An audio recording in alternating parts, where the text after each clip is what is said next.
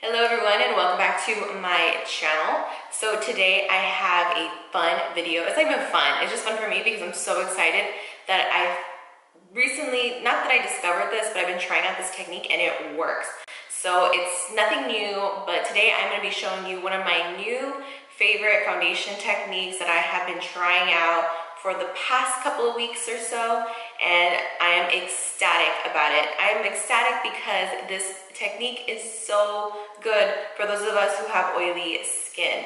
I am someone that I have extremely oily skin. I mean, I am your textbook oily skin type of person. For those of you who are the same, you guys know that no matter what primer we use, foundation we use, technique like brush or sponge, our skin's oils push through no matter what at some point.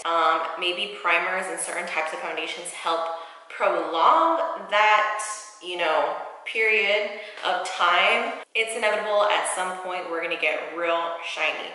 And I have just kind of learned to accept it, but at the same time, I think that it's always fun and interesting and very helpful to find new ways to help combat these certain problems that we have with our skin and how it affects our makeup. So today I'm going to be showing you the technique, and again, it's nothing new. I'm not the first person to do this or to try this. So this technique is mixing powder in with your foundation.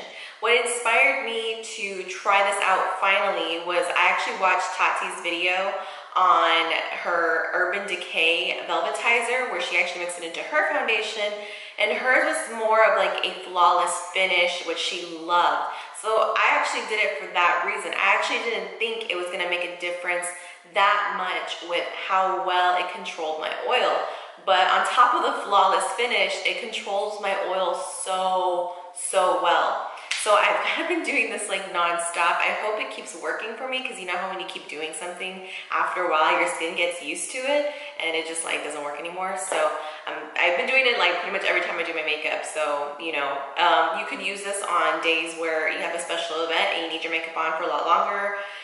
Save it for certain times, but I mean, I've just been loving it so much that I've been doing it every day. But anyway, after seeing her video, I thought, why not try it? I mean, I don't have the Velvetizer from Urban Decay, nor do I really want to go out and make the expense to buy it because I have translucent powders already. So I said, why not try it with a powder that I have? So I'm going to be trying it today and showing you how I do it and just kind of show you how it really works and how it looks like once on for my subscribers. For those of you who are curious or for those of you who are new to this and you just came across this video, welcome. But yeah, hopefully you guys can see what I'm talking about and maybe you'll get convinced to try it too. So let's just jump right into it. I already have my eyes and brows on, so I really just need my face. So let's go. So also important to note, I keep everything the same like how I do my makeup. The only thing different is adding the powder in. So lately I have been using the Farsali Unicorn Essence little oil here. It's not even an oil. They say it's a primer, but I really don't see it as a primer either. It's just like a serum, and I really like it. To be honest with you, I think it really has, I think it improves my skin a bit, but nothing crazy. I just really enjoy the smell of this. So that's where I get my enthusiasm about this serum. And then on top of this, you can use this alone as a primer, which I have, and it still works perfectly fine. But it helps with keeping the makeup stay on. But I like something to help kind of blur a little bit more. So I'm going to be using my Smashbox Photofinish Primer over on top of the areas where I have larger pores and texture. So since I am self-tan, I don't know if you guys can tell, my shoulders are a lot darker than the skin on my face. I'm going to be using my Matte and Poreless by Maybelline Fit Me. I had my bridal portraits taken yesterday and I ended up using this foundation. And this foundation, even though it says matte and poreless, I've said this before when I've used this on my channel, but this really doesn't keep me matte. I like the finish of this, but as far as the matte claim, for me, it does not do it. So I figured, hey, yesterday was the perfect time for me to try the mixing with this foundation, and again, worked beautifully. So we'll be using it again today. But trust me, you guys, I have used this technique with luminous foundations, and it just kept me perfect. So I'm taking about this much foundation pretty thin layer, but yeah. That's about as much as I would use normally. Now the important thing about this is if you mix too much powder in, you're not gonna have enough,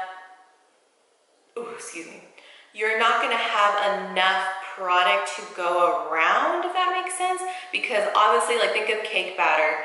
When you mix like wets and then solids, like eggs and then flour, I mean, it gets thicker and harder to like spread out and move around because it becomes thicker and thicker. So same thing with the powder. My best recommendation is to just take like a dime size amount, and that should be enough, you know, with that amount of foundation. So that's exactly what I'm gonna do. So let me carefully put a little bit because this is like a sifter. So here you can kind of see how much I put. Since the cap has holes and it's like big, it does kind of like go around everywhere. But if you wanted to, you could just like scoop some out and make it a lot cleaner. But this is about as much powder as I'm using. It's really not that much. So then what I like to do, I have this little depotting tool from Z Palette, but I'm gonna use this, I've been using it as my mixer. And we're literally just gonna start mixing it in. At first it's a little weird because you're thinking it's gonna get clumpy. How do I get the powder? If you wanna do this like in a little bowl, you can definitely do that. It'd probably be easier. But I just kind of make sure I get the liquid and like swirl it around the edges of the powder to capture the powder on the inside, and then it'll mix in. Almost like you're folding it into it. You don't get all the powder, like if you have some powder like particles, I mean, that's okay. All right, and as you can see, it just mixes in like totally fine. It looks like liquid, it's not bumpy, which I was assuming that would happen also, but it's totally fine. So I'm going to just put whatever's left on my spatula on my face. I'm gonna bring you guys in just a little closer so that way you can like really see what's happening here. And I'm gonna be using my Sigma 3D HD sponge to apply this. And watch. And really just applying it like normal.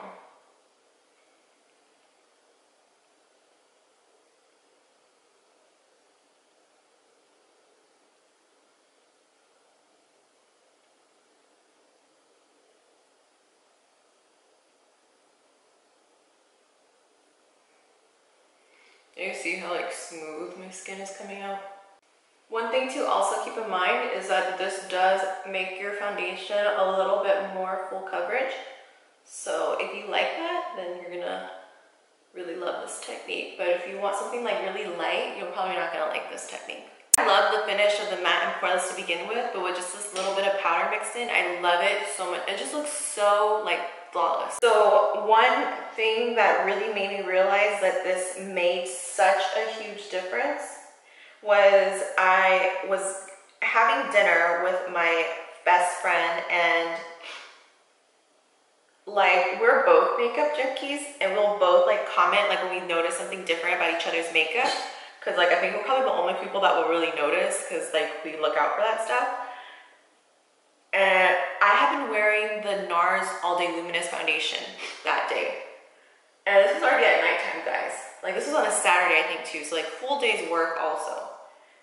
And she was like, "Are you doing the powder thing still, like with your foundation?" I said, "Yeah, why?" And she's like, "Your nose is like usually like always super shiny, like especially like by this time, and like it looks like perfect."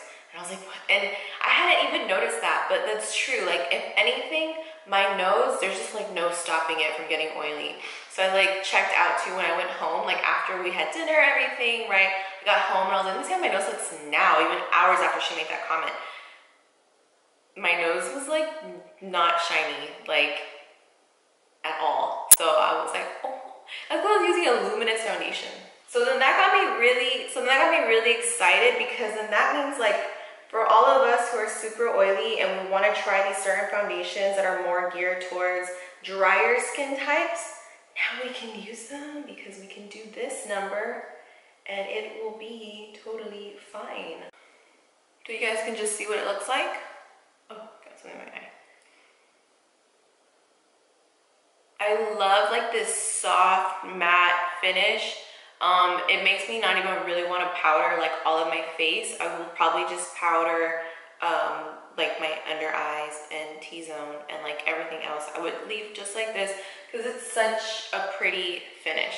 So I'm gonna finish off the rest of my makeup and I will be right back. Alright guys, so we are back and the rest of my makeup is on, and this is what it looks like. Basically, I did everything the same with the rest of my makeup. I'm gonna, again, zoom in so you guys can really see up close, just like the finish of everything, and really like how smooth and flawless it is. So I hope you guys, if you've been curious about this technique, I hope you try it yourselves. And if you do, let me know how it worked out for you, and tell me if it was just as amazing for you or maybe not so much. Yeah, I'm excited to see how it works for you guys. So that basically wraps up this video. I just really wanted to show you all what it looked like and how it worked for me personally and my thoughts on it. So now it's your turn.